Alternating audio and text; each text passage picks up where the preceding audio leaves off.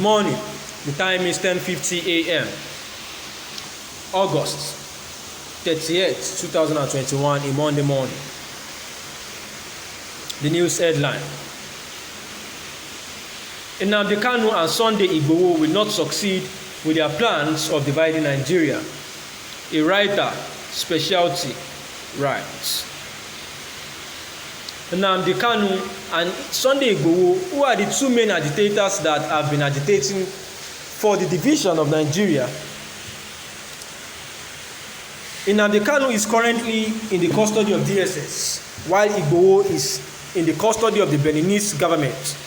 Their arrest has led to various reactions from Nigerians. However, Nnamdi Kanu and Igboho will not succeed with their plans of dividing Nigeria. Whatsoever plan they were hoping to use in order to divide Nigeria will not work for them. Nigeria will remain united and won't be divided by Nnamdi Kanu or Igboho. The federal government of Nigeria will protect Nigerians' unity and no plans of any secessionist will prevail, the writer says. The writer therefore urges those supporting Nnamdi Kanu and Igboho to denounce their support for these two agitators because none of their plans to divide Nigeria will work, and their plans of dividing Nigeria is actually unacceptable.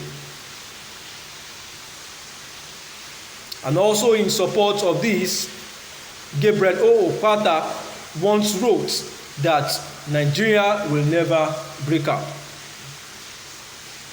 He says the storms are gathering and thunder rumples, claps then crackle across the sky in rapid succession like reports of gunfire.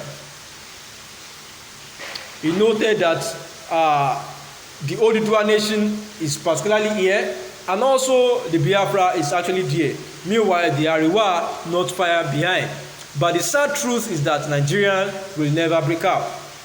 One should never say never, but a breakup is remote, and here is why.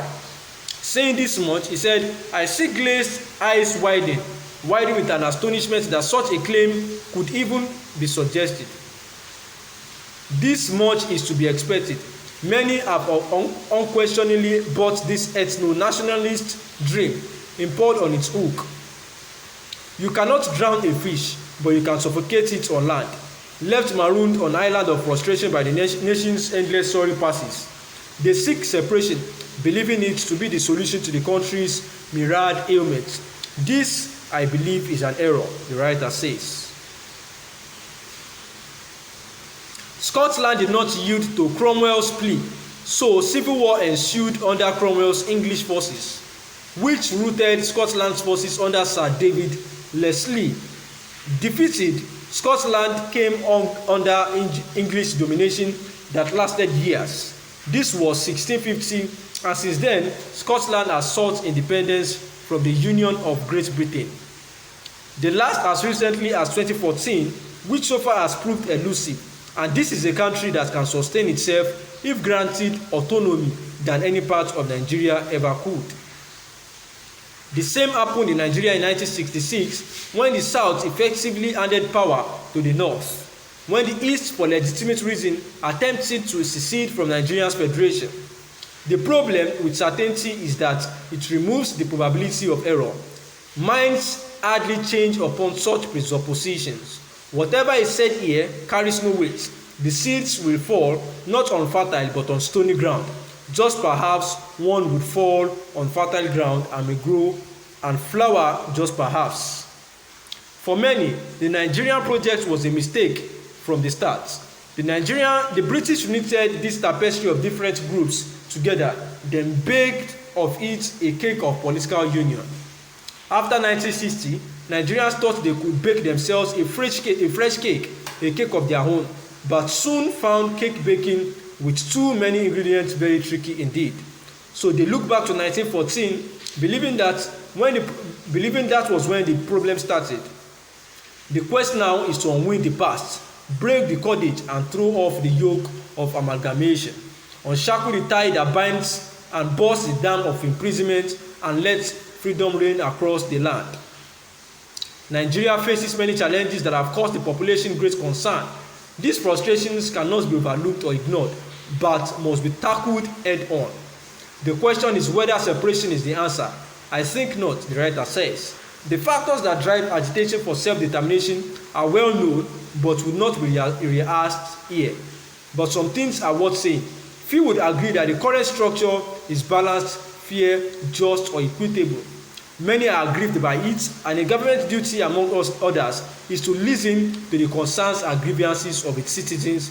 All its citizens are to address those concerns like parents would do to a child, even if he or she thinks those grievances are groundless. The time is 10:57 a.m. The analysis. Some writers have actually gone against the secessionist group of the IPOB and the Yoruba agitators, maybe led by Nnamdi Kanu and Sunday Igboho, who have been saying that the attempt to further break up the country will not work. Noting some countries such like Scotland and a few others, and also the 1966 event where the Biafra waged a war to secede but could not succeed. And the writers are of the opinion that the president is actually working to foster the unity of the country, just like Yemi Osinbajo actually said as well too, that we have many opportunities that are privileges being together as one rather than separating or breaking up. Also, we could remember that the former president of Nigeria, Olusegun Obasanjo, actually said also that those that are inciting or requesting for a breakup of the country are actually enemies of the country and not friends of the country, and that the enemies will not prevail over the friends of the country. The writer actually said that two Easterners are deeply the Southerners are deeply materialistic and they practice hedonism. He said, for instance, they set the average Southerner back millions of naira, whereby they recall the Cubana's recent event of his mother at the cost of some billions. A Northerner, meanwhile, will bury his dead immediately and without fuss at a fraction of that cost. These divergent philosophies are significant since they speak to different psychologies, mentalities, and approaches. Individualism drives the pursuit of materialism and hedonism, which in turn drives a wedge through the community. This is the legacy of modernity, which Southerners have imbibed taught court. So the writer of the opinion is of the opinion that if the country actually breaks up, it will be a further setback for each of the individuals that have decided to break up, because it will be a pursuit over materialism and pleasures, which is still what is the genesis and the root of corruption in the country that yet we are against. That the reality is the solidification of thought and ideas in action. The writers are still of the opinions that truly the federal government of Nigeria needs to pep up their game in fighting against corruption, because the poor health, the poverty, malnutrition, and so on is the reason why these secessionists are actually doing this. However, the need for breaking up is not needed, because none of these problems would self-determination resolve. The time is 11 a.m. Good morning.